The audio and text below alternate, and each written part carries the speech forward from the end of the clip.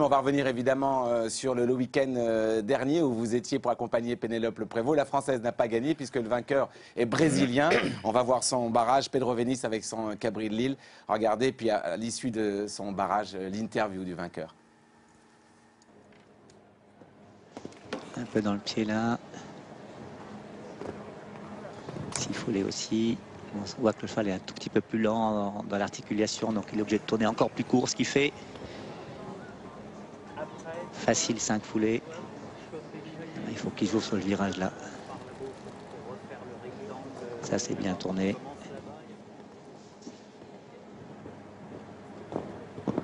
Recaler les 8 foulées et aller chercher le dernier tout de suite. 35-58 à battre. Et le chronomètre 35. La piste elle n'est pas très grande, mais je pense que le concours est magnifique dans un cadre incroyable. Donc c'était un vrai plaisir de pouvoir monter ici ce week-end. Je dois encore remercier Cabri qui était encore formidable dans ce barrage. Et je suis très très content avec cette victoire.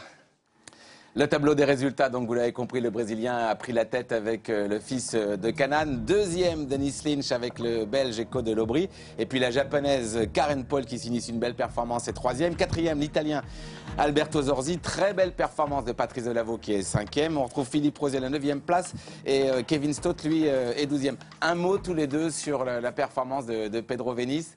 Avec ce cheval qu'on a souvent dit un peu lent et bien qui finit après Genève de gagner des 5 étoiles encore un. Mais c'est un cheval avec une grande action. Ouais. C'était un barrage justement, on pouvait enlever une foulée de moins à certains endroits et c'est ce qu'il a fait. Il travaille depuis quelques mois, c'est une question collégiale, il travaille depuis quelques mois avec Jean-Maurice Bonneau.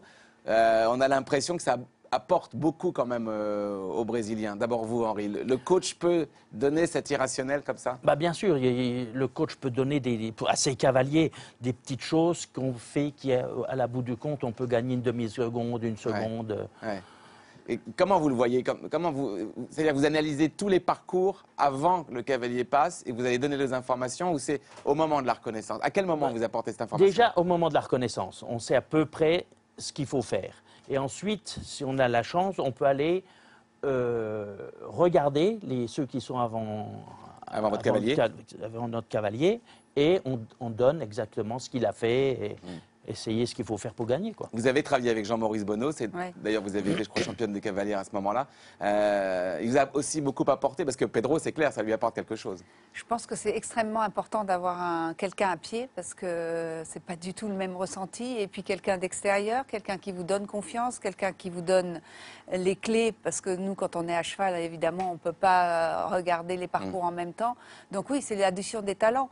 Et c'est aussi une relation de confiance. C'est extrêmement important. C'est celui qui va vous donner le dernier petit truc pour aller chercher les derniers centièmes qu'il faut pour gagner.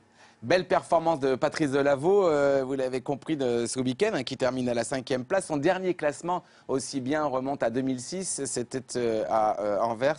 En 2016, pardon, heureusement que ce n'était pas en 2006, en 2016 à Anvers avec Orient Express. Et Philippe Rosier est 9e. On regarde les extraits de leur barrage et les interviews de ces deux champions français.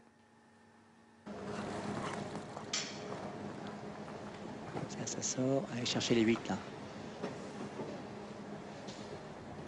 9. Ça fait perdre évidemment un peu de temps. Chercher le dernier.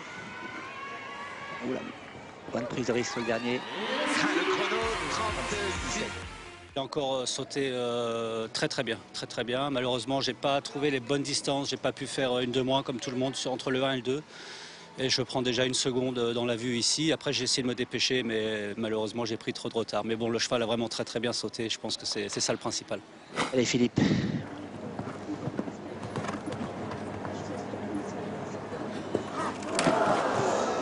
Wow.